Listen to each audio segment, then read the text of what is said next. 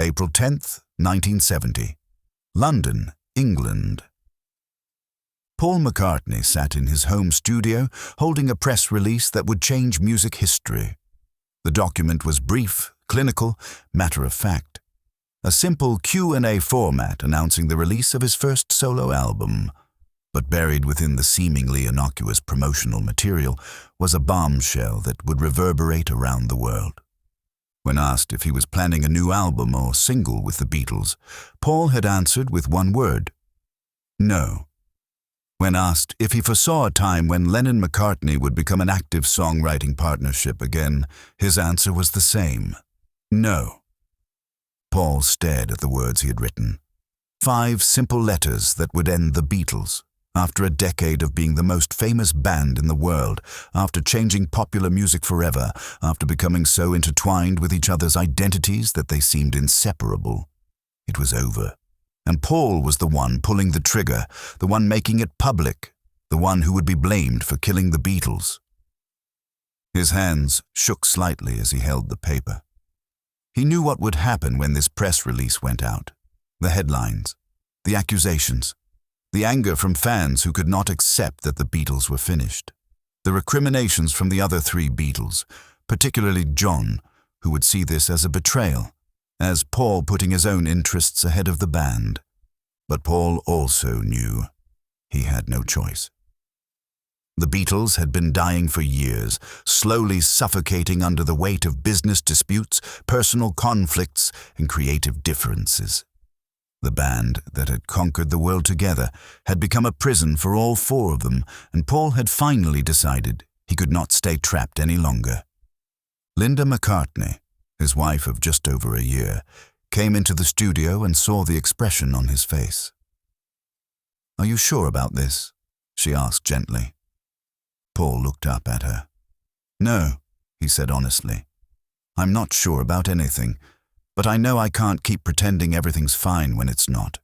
I can't keep waiting for the others to make a decision when they're paralyzed by indecision. And I can't sacrifice my own sanity, my own music, my own life just to preserve something that doesn't exist anymore." "Does it really not exist anymore?" Linda asked. "Not the way it used to," Paul said. "Maybe not at all. We haven't recorded together in months. We can barely be in the same room without fighting. John's off doing his own thing with Yoko. George is making his own albums. Ringo's acting in movies. We're 4 separate people now, not a band, and pretending otherwise is just torture." Linda sat down beside him. "When does the press release go out?" "Tomorrow," Paul said. "April 10th. The same day the album comes out, and then it'll be done. The Beatles will be officially over, and I'll be the one who ended it." The breakup of the Beatles had been years in the making, though the public had not fully realized it. The cracks had started to show as early as 1966, when the band stopped touring and retreated into the studio. The pressure of Beatlemania, the constant touring, the screaming fans, the inability to hear themselves play, the loss of privacy, had become unbearable.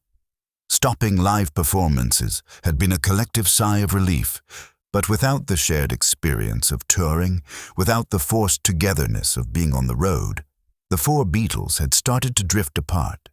They had always been different people with different interests and different visions, but those differences had been manageable when they were united by a common goal. Once that goal disappeared, the differences became fractures. The recording of the White Album in 1968 had been tense and difficult, with the 4 Beatles often recording separately, coming into the studio at different times, avoiding each other. George had temporarily quit the band during those sessions, frustrated by what he saw as Paul's domineering approach and John's disinterest. Ringo had also briefly left, feeling unappreciated and caught between John and Paul's increasingly hostile relationship. The introduction of Yoko Ono into John's life and into the Beatles' recording sessions had created additional tension. The Beatles had always had an unspoken rule that wives and girlfriends were not allowed in the studio, but John had broken that rule by bringing Yoko to every session, having her sit beside him, soliciting her opinions on the music. The other 3 Beatles, particularly Paul, had resented this intrusion, though they had tried to be polite about it. But the real breaking point had been business. In 1969, the Beatles' financial affairs were in chaos. Their company, Apple Corps, was hemorrhaging money through mismanagement and freeloaders. Brian Epstein, their manager who had held the band together through sheer force of personality, had died in 1967, and they had never found an adequate replacement. Paul had wanted to bring in his future father-in-law, Lee Eastman, a respected entertainment attorney, to manage the Beatles' business affairs. John, George, and Ringo had wanted to hire Alan Klein, a tough American businessman with a reputation for aggressive negotiation. The dispute over management had become a proxy war for deeper conflicts within the band, Paul on one side, the other three on the other, with neither side willing to compromise. Klein had eventually been hired over Paul's objections, and Paul had watched in horror as Klein took control of the Beatles' business, making decisions Paul disagreed with, restructuring deals, asserting authority over the band's creative output. Paul had felt outvoted, overruled, and increasingly isolated from the other three Beatles. The final Beatles album, Let It Be, had been recorded in January 1969 in an atmosphere of such tension and hostility that the sessions had been filmed as a documentary, a document of the band's dysfunction that would later be released as a movie showing the world how miserable the Beatles had become. There had been one last moment of unity when the Beatles had recorded Abbey Road in the summer of 1969, setting aside their conflicts long enough to create one final masterpiece. But even that album had been tinged with sadness, with the knowledge that it was likely the end. The songs seemed to acknowledge the Beatles' mortality, speaking of love and endings and the inevitable passage of time. After Abbey Road was completed in August 1969, the Beatles had simply stopped. They had not officially broken up. They had not announced anything. They had just drifted apart, each pursuing their own projects, avoiding the confrontation that would make the breakup real. John had wanted to announce the breakup in September 1969, but he had been talked out of it by Alan Klein, who had argued that announcing the breakup would hurt the commercial prospects of Abbey Road. So John had agreed to keep quiet, and the Beatles had remained in a state of limbo, not together, but not officially apart. For Paul, this limbo had been agonizing. He was a person who needed structure, who needed to know where he stood, who could not function in ambiguity. The other three Beatles seemed content to let things drift, to avoid making any official decision, to maintain the fiction that the Beatles might someday record together again.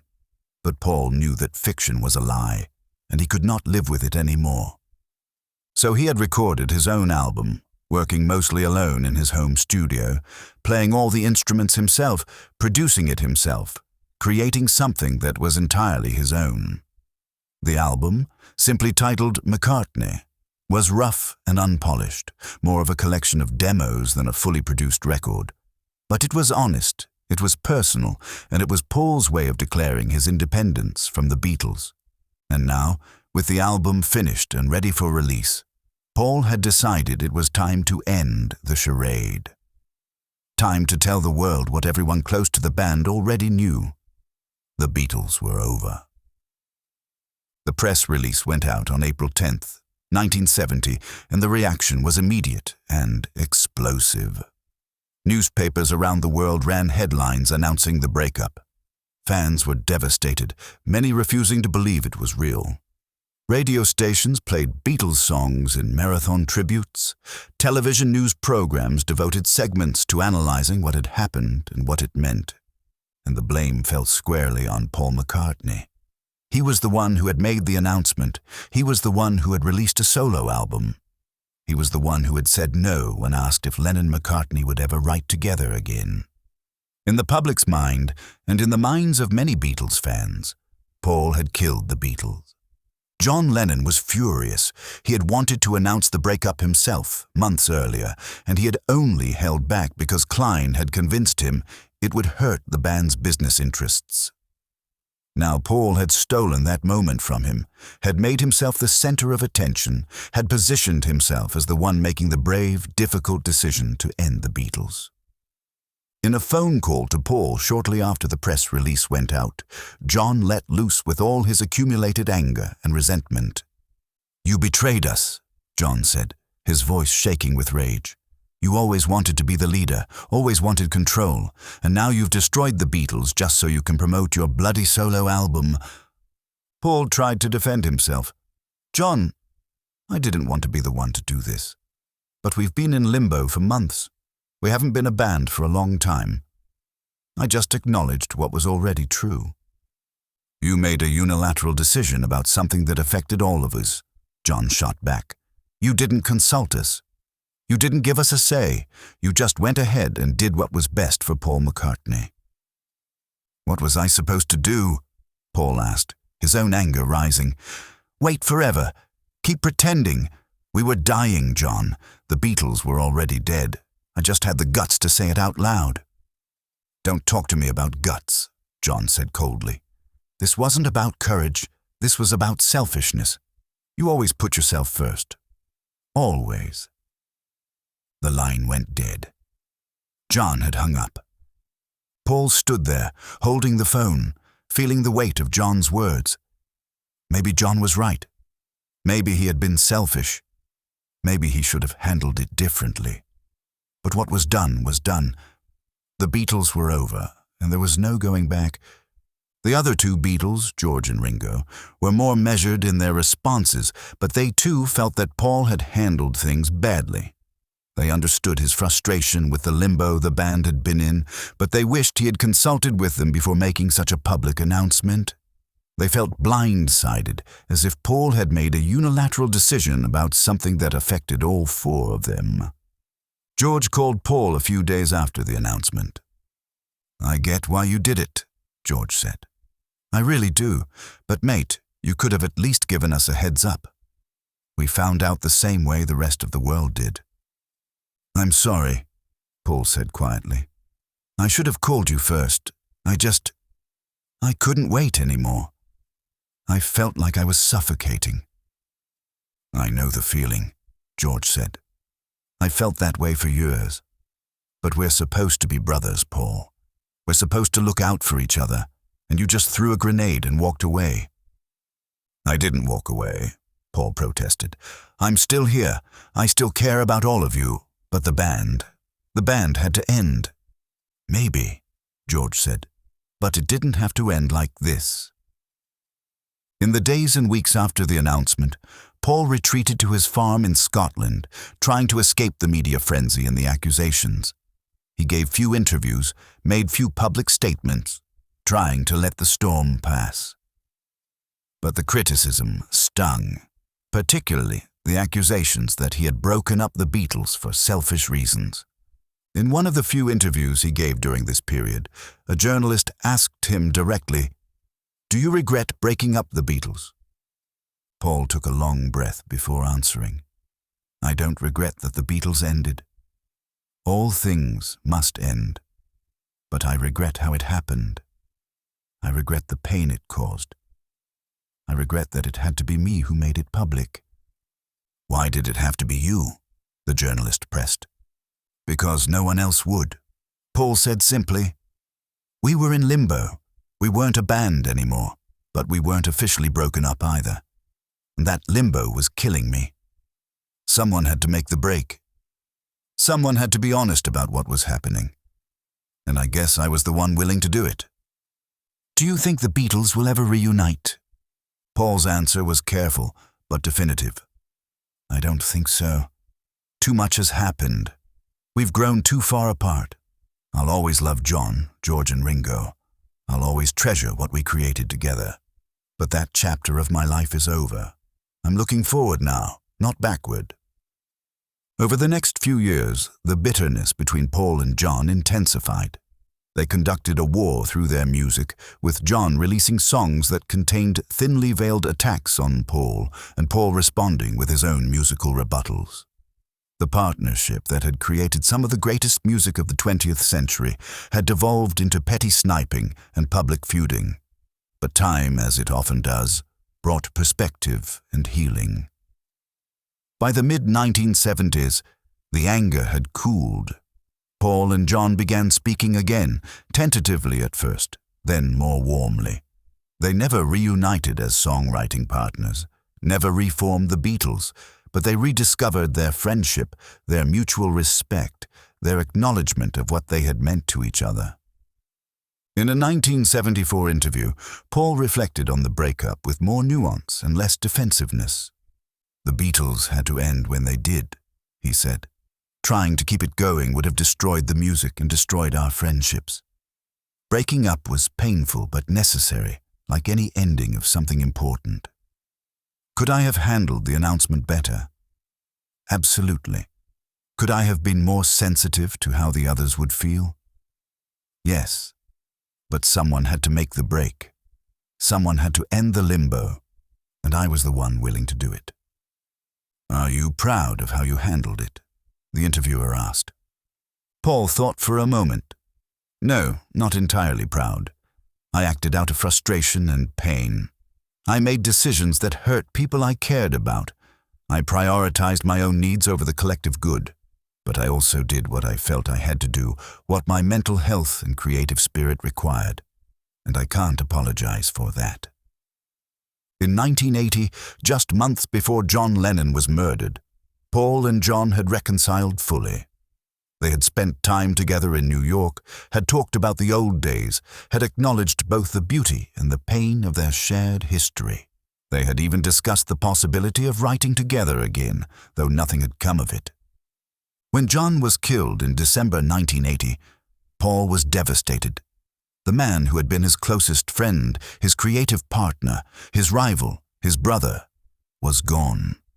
And Paul was left with the weight of their complicated history, the knowledge that their relationship had been both beautiful and painful, that they had created magic together and had hurt each other deeply.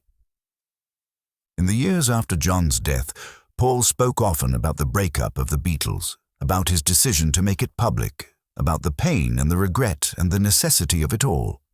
He had come to peace with what he had done, understanding that it had been both right and wrong, both courageous and selfish, both necessary and destructive. "I was the one who said it out loud," Paul reflected in a 1984 interview. "I was the one who told the world the Beatles were over. And I've spent years being blamed for that, being seen as the one who killed the greatest band in history. But the truth is, the Beatles were already dead. We had killed them together through our conflicts and our egos and our inability to compromise. I just had the courage, or the foolishness, to acknowledge it publicly." "Would you do it differently if you could go back?" the interviewer asked. Paul smiled sadly. "I'd handle the announcement differently. I'd call John, George, and Ringo first. I'd make sure they heard it from me before they read it in the papers. But would I still end the Beatles? Yes, because staying together would have been worse. It would have destroyed us all." The breakup of the Beatles remains one of the most analyzed and debated moments in music history. Fans still argue about who was to blame, what could have been done differently, whether the band could have survived if they had just tried harder. But for Paul McCartney, the man who made the announcement that ended the Beatles, the answer has always been clear. The Beatles had to end. And someone had to be brave enough, or reckless enough, to say so. On April 10, 1970, Paul McCartney became that someone, and music history was never the same.